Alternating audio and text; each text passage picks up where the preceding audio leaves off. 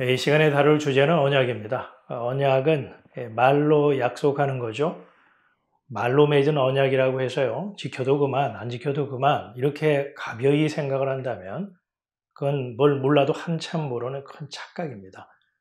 성경에서 언약은 자르다, 끊다 이런 뜻의 단어에서 유래한 것으로 언약을 위반하거나 깰 경우 그 당사자는 심판, 곧 죽음이 뒤따른다는 엄중한 약속을 의미하죠. 따라서 언약은 조심 없이 함부로 할 약속이 아닌 겁니다. 언약에다가 만에 하나 실수로라도 위반하게 되면 그 결과는 돌이킬 수 없기 때문이죠.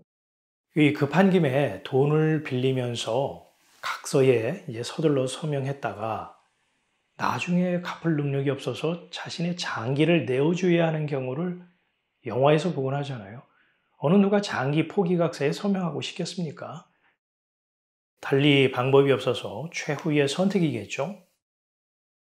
아무튼 언약하기 전에 내용을 좀 꼼꼼히 살펴보고 앞뒤를 따져보고 신중하게 판단해야 한다는 겁니다. 그런데요, 성경에 나와 있는 이 언약은 이모저모 따져보고 결정할 여지가 사람에게 주어져 있지 않습니다. 일방적이죠. 매우 특이합니다. 하나님이 사람에게 찾아오셔서 약속을 하시면 그냥 그것이 언약이 되는 겁니다. 하나님은 사람에게 너 언약에 동의하겠니? 이렇게 묻지도 않죠. 물론 사람의 요청과 요구에 의한 것도 아니라는 것이죠. 하나님은 왜 일방적으로 언약을 맺으시는 걸까요? 무엇보다 하나님이 제시하는 이 언약의 내용을 살펴보면 사람이 과연 지킬 수나 있을까요? 이제 우리는 구약 성경에 나타난 대표적인 언약 5가지를 살펴보려고 합니다. 5가지 언약이란 하나님이 아담과 맺은 아담 언약, 그리고 노아 언약, 아브라함 언약, 모세 언약, 그리고 다윗 언약을 꼽을 수 있습니다. 이 언약이라는 단어가 좀 생소하죠. 우리 일상생활 속에서 자주 사용하는 단어가 아니니까요. 하지만은 성경을 언약의 책이라고 하듯이 언약을 모르잖아요. 그러면 성경을 모른다 해도 과언이 아닙니다. 창세기에서부터 신약에 이르기까지 성경은 언약이라는 주제가 관통하고 있거든요. 하나님이 어떤 분이신가를 이해하는 데 있어서 이 언약은 아주 중요한 키워드가 됩니다. 왜냐하면 결국에는 이 언약은 구원과도 밀접하게 맞물려 있는 주제이기 때문이죠. 그래서 그리스도인이라면요, 언약을 반드시 알아야 하겠죠. 이제 언약에 대해서 설명을 할 건데요. 각 언약의 핵심 내용을 간략히 설명하고요. 그 언약에 담겨진 암시하고 있는 복음이 무엇인지 풀어가도록 하겠습니다. 아담 언약을 가리켜서 뭐 행위 언약이냐 아니면 은혜 언약이냐 이렇게 피곤한 논쟁을 계속하고 있습니다만은 그런 건 신학자의 몫으로 돌리고요. 하나님은 아담에게 선악을 알게 하는 나무의 실과를 먹지 말라 이렇게 명하셨죠. 먹는 날에는 정령 죽으리라 말씀을 하셨습니다. 사람이 하나님의 말씀을 넉넉히 지켜낼 만한 실력이 있었던가요? 뱀, 곧 사탄이 유혹을 하자 그만 금단의 열매를 따먹고 말았습니다. 아이, 그까지 유혹 하나 물리칠 수 없었단 말이야? 이렇게 아담을 향해서 손가락질을 할 수 있겠습니다만 아담이나 우리나 그닥 다르지 않다는 사실입니다. 생각해 보세요. 선악과를 따먹으면 눈이 밝아져서 하나님처럼 된다고 하는데 그 달콤한 유혹을 어찌 뿌리칠 수 있겠습니까? 사탄의 말을 듣고서 선악과를 보니까요, 먹음직스럽고 보기에 아름답고요, 지혜롭게 할 만큼 탐스럽기까지 합니다. 아니, 손을 뻗어 따먹지 않을 위인이 있을까요?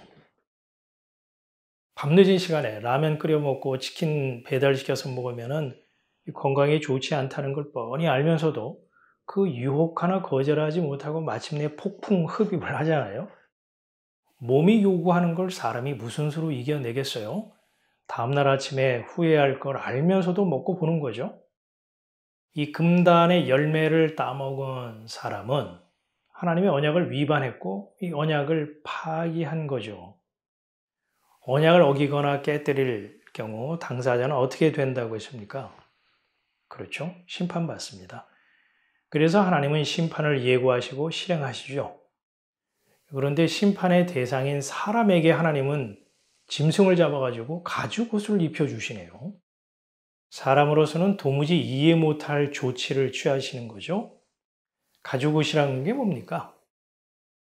어떤 짐승이 희생됐고 피를 흘렸다는 것을 말하잖아요. 피를 흘려야 할 사람 대신 짐승이 죽어 죽을 사람을 살린, 심판과 아무 상관없는 짐승이 남의 죽음을 대신하여 죽었으니 대명이네요. 이 아담 언약에서 발견할 수 있는 복음이 무엇일까요? 한마디로 용서입니다. 가죽옷을 지어 입히신 것은 공의의 하나님이 죽어 마땅한 죄인을 대신해서 가죽옷의 실체인 예수 그리스도에게 죄값을 몽땅 쏟아부으심으로 사람에게는 죄 없다, 의롭다 이렇게 간주하신다는 겁니다. 예를 들자면은 이 폭격 맞을 좌표를 다른 곳에 이제 설정을 하고 폭격한 후에 대신 폭격 맞아야 할 대상은 폭격 맞은 자의 피를 보고 죽었다고 간주함으로써 폭격하지 않는 것과 같은 모양새죠. 이같이 대명을 통한 용서가 하나님이 아담과 맺은 언약을 통해서 힌트하는 복음인 것이죠. 다음으로 노아 언약을 살펴보겠습니다. 하나님은 사람의 죄악이 가득한 것과 그 마음의 생각이 항상 악한 것을 보시고 사람을 이 지면에서 쓸어버리겠다. 이처럼 사람으로부터 짐승과 공중의 새까지 모조리 물로 청소해 버릴 것을 말씀하십니다. 여기서 죄악이니 항상 악하니 하는 이 단어는 하나님의 기준에서 말하는 것이라는 것을 잊지 말아야 합니다. 죄악을 단지 윤리도덕적으로 부패하거나 사람의 폭력성 또는 이기적인 심성만을 말하는 것으로 보면 안 되는 거죠. 사람이 매사에 주인 행세하며 살아가는 것, 자기가 원인을 제공한 만큼 삭슬 받아 살아가는 이 세상 방식, 이걸 다 포괄해서 말하는 겁니다. 이런 관점에서 보면요, 하나님의 눈에 죄악이 땅에 충만한 것이고 악하지 않은 사람은 없을 거죠. 노아라고 해서 하나님의 물청소의 대상에서 제외된 자가 아니죠. 노아와 그의 식구 8이 홍수 심판에서 구원을 받은 것은 그들이 남달랐기 때문이 아니라는 겁니다. 여호와께 은혜를 입었기 때문이죠. 다시 말해서 하나님이 보시기에 노아도 죄인이고 악인이라는 말입니다. 죄악이 가득한 땅에서 살아가는데 노아라고 해서 별 수 있겠어요? 예를 들어볼까요? 이 어항 속의 물이 오염이 되어서 시커먼데 그 안에 있는 물고기 중에 그 더러운 물을 먹지 않고 살아갈 재주가 있는 물고기가 있겠느냐 하는 겁니다. 좌우간 공의의 하나님은 홍수로 심판을 실행하셨습니다. 그리고 은혜로 구원 얻은 노아와 그 식구들에게 언약을 맺으시죠. 무지개 언약입니다. 무지개 언약의 내용이 무엇인가 하면요. 무지개가 구름 속에 나타나면 하나님이 그 무지개를 보시고 다시는 물로 심판하지 않겠다고 하는 약속입니다. 그러니까 무지개는 징표인 것이죠. 비가 그치고 해가 뜨면 공중에 나타나는 7색깔 무지개. 이 무지개는 국경도 없고요. 언어나 피부나 나이나 남녀나 빈부 등의 차별을 두지 않죠. 일정한 조건이 갖추어지면 무지개는 어느 시대, 어느 민족, 어느 나라에나 동일하게 나타납니다. 심판을 거두시겠다는 징표로 두신 무지개. 이 성경에서 무지개는 무슨 의미일까요? 에스겔 선지자는 이 바벨론 포로 기간 중 그발강가에서 하나님이 보이신 이 환상을 통해서 다음과 같이 진술을 했습니다. 그 주위에는 비 오는 날 구름 속에 무지개처럼 빛나는 광채가 있었는데 이것은 여호와께서 나타나신 것을 보여주는 영광의 광채였다. 나는 그것을 보고 엎드려 나에게 말씀하시는 분의 음성을 듣게 되었다. 이 무지개는요, 이 신약 성경 계시록에도 등장을 합니다. 무지개는 하나님의 위엄과 능력의 광채로 사용하기도 하고요. 또 계시록 10장 1절의 무지개는 가브리엘 천사와 다른 천사로 보는 견해와 그리스도라고 해석하는 그런 의견도 있죠.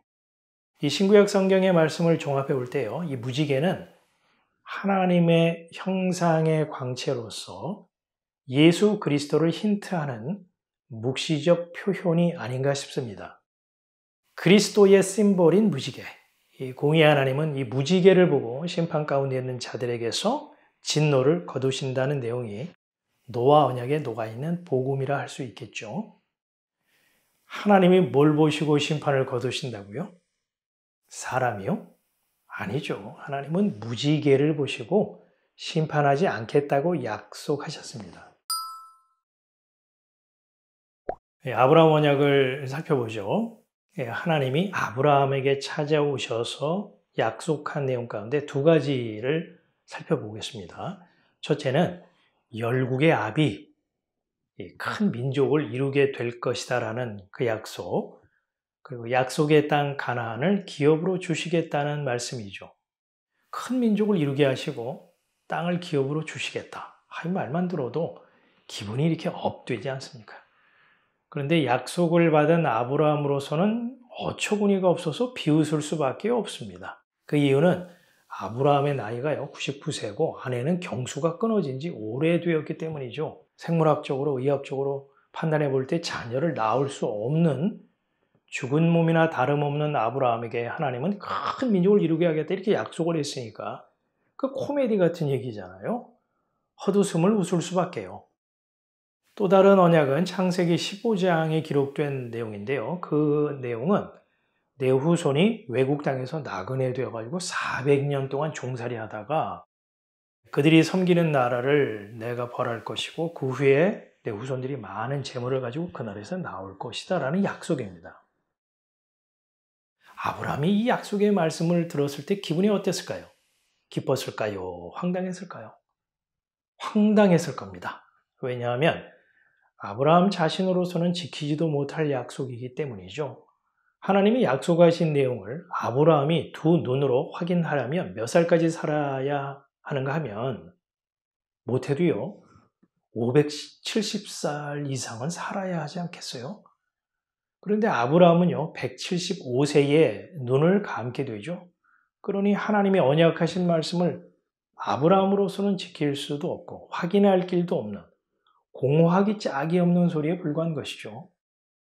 만일 언약하신 대로 아브라함이 자녀를 얻게 되어서 후손이 큰 민족을 이루고 또 외국 땅에서 400년 동안 종살이하며 학대를 받다가 구출함을 받는다면 그건 전적으로 하나님이 행하시고 이루신 일일 겁니다. 언약의 성취를 위해서 아브라함으로서는 기여할 여지가 눈꼽만큼도 없기 때문이죠. 그렇다면 아브라함 언약은 하나님이 아브라함과 맺은 언약이다라기보다는 하나님 자신과 맺은 언약이라고 할 수 있고요. 아브라함은 하나님의 언약에 동원된 그 언약에 엮인 존재로 봐야 하겠죠. 네 번째는 모세 언약입니다. 이 모세 언약은 출애굽한 유대 민족에게 하신 말씀으로 신의 산 언약이라고도 부르죠. 하나님은 모세에게 신의 산으로 올라오라 해서 다음과 같이 말씀을 하십니다. 너희가 내 말을 잘 듣고 내 언약을 지키면 너희는 열국 중에서 내 소유가 되고 너희는 특별히 나에게 제사장 나라가 되고 거룩한 백성이 될 거야. 이 말씀을 받은 모세는 이제 시내 산에서 내려와 가지고 백성의 장로들을 불러서 여호와께서 자기에게 명령하신 모든 것을 그들에게 이제 말해줍니다. 그러자 모든 백성들이 여호와께서 명령하신 것을 우리가 다 행하겠습니다. 이렇게 일제히 대답했죠. 이에 따라서 하나님은 모세를 통해 유대 백성에게 율법과 십계명을 허락하시고 성막과 제물을 바치는 예법도 말씀하시죠. 백성들은 다짐했듯이 열심히 정성껏 최선을 다해 이제 실천해 보려고 무던히 애를 씁니다. 그런데요, 이게 문제였던 겁니다. 뭐가 문제냐 하면요, 그들은 하나님이 왜 율법과 성막과 희생제물을 바치라 하시는지 하나님의 의중이 무엇인지 아랑곳하지 않았습니다. 그들은 그저 자신들이 하나님이 가려 뽑은 선민이요 의로운 백성이라는 자부심으로 가득했죠. 그래서 약속하신 복을 챙기기 위해서 고지곳대로 율법 행하고 제사 드리고 성막을 섬겼습니다. 이 몸소 실천하는 일에만 몰두하고 열중했던 겁니다. 그렇게 열심히 율법을 지키고 제사 드리고 성막을 관리했던 그들은 어떻게 됐죠? 성경 역사를 통해 확인할 수 있듯이요. 결국 멸망했습니다. 이 모세 언약에서 이스라엘 백성이 놓친 아주 중요한 내용이 무엇일까요? 하나님이 그들에게 율법을 주신 목적은 죄를 깨닫게 하기 위함인데 그들은 율법을 지켜서 자신의 의로움을 증명하려 했다는 사실입니다. 희생제물 바치라 한 것도 같은 맥락이죠. 내가 심판받아야 할 대상이고 죽어야 할 죄인인데 대신 짐승이 피를 흘림으로써 죄의 사함을 받는다는 사실. 그런데 그들은 까마득히 잊었던 거죠. 그들은 정성을 다해서 제물 바치는 자신의 행위에서 스스로 대견해야 하고 위안을 얻었던 겁니다. 그게 왜 문제인가 하면요. 그들이 그러한 행위를 열심히 하면 할수록요. 자신의 의로움이 드러날 뿐이지 자신의 죄된 실상이나 그리스도가 필요한 존재라고 하는 것은 잊혀지고 사라지기 때문입니다. 이 모세 언약을요, 한 줄로 정리를 한다면 하나님은 율법을 통해 인간이 어떠한 존재인가를 드러냄과 동시에 희생제물을 통한 속죄의 은총을 힌트하고 있다고 볼 수 있습니다. 유대민족이 애굽의 종살이에서 빠져나올 때 어린 양의 희생, 그 피 덕분에 구원을 선물로 얻게 되었잖아요. 하지만 그러한 사실은 까맣게 잊어버리고 여호와께서 명령하신 것을 다 지켜 행하겠다고 자신의 행위와 열심을 앞세우는 바람에 실패했던 거죠.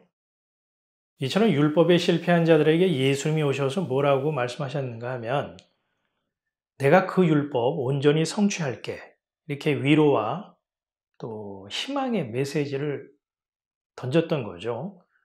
하지만 율법에 실패한 줄도 모르는 이스라엘 백성과 종교 지도자들은 예수가 모세의 율법을 어기고 폐지하려 한다고 판단해서 핍박하고 마침내 죽였습니다. 좀 길어졌는데요. 마지막으로 살펴볼 내용은 다윗 언약입니다. 이 다윗 언약의 내용은 간략히 설명하자면 다윗 내 왕조는 끊어지지 않고 영원히 지속될 것이다. 이런 약속의 말씀입니다. 약속하신 대로 다윗의 왕조가 끊어지지 않고 영원히 지속되었던가요? 남유다가 BC 586년 바벨론에 의해서 멸망하면서 다윗 왕조, 혈통적 왕위는 끊어지고 말았죠. 그렇다면 다윗에게 하신 하나님의 약속은 어떻게 되는 겁니까? 약속은 이루어지지 않고 깨진 거죠. 하나님이 하신 약속을 하나님이 지키지 못하고 어겼으니 심판은 누가 받아야 마땅합니까? 신약을 인정하지 않는 유대인들 사이에서는요, 다윗 왕조의 부활, 즉 다윗의 혈통에서 메시아가 도래할 것이라는 이 기대감을 오늘까지도 버리지 않고 있죠. 다시 말해서 그 유대인들은요, 다윗 왕조의 혈통적 계승을 문자대로 믿기 때문에 여호와의 언약은 현재 진행형이고 유효하다 이렇게 보는 거죠. 성경은 메시아 도래의 사상이 어떤 입장일까요? 신구약 성경을 이 한 권의 책, 즉 통으로 보게 되면요. 다윗의 자손으로 오신 예수가 그리스도, 메시아로 드러나게 됩니다. 따라서 다윗에게 하신 하나님의 언약은 혈통적 왕권의 보장과 유지가 아닌 십자가의 죽음을 통해서 마귀의 이간절을 멸하심으로 단절된 하나님과의 관계를 회복시킨 예수 그리스도에 의해서 하늘나라의 왕권은 계승되었고 마침내 성취된 것으로 보아야 하겠죠.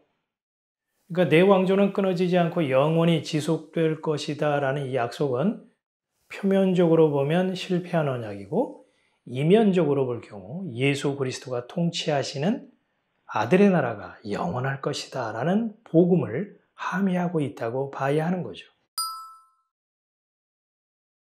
자, 구약 성경에 나타난 언약 5가지 살펴보면서 이 언약에 담겨진 복음의 내용까지 연결해서 설명을 드렸습니다. 이 영상을 시청하는 분들 가운데 문제를 제기할 분이 있을 거라고 보여집니다. 그게 뭐냐 하면 하나님의 언약을 받았을 당시에 당사자들이 과연 이 언약에서 복음을 발견하고 깨달을 수 있었겠는가 하는 의구심이죠. 그렇습니다. 아주 잘 보셨습니다.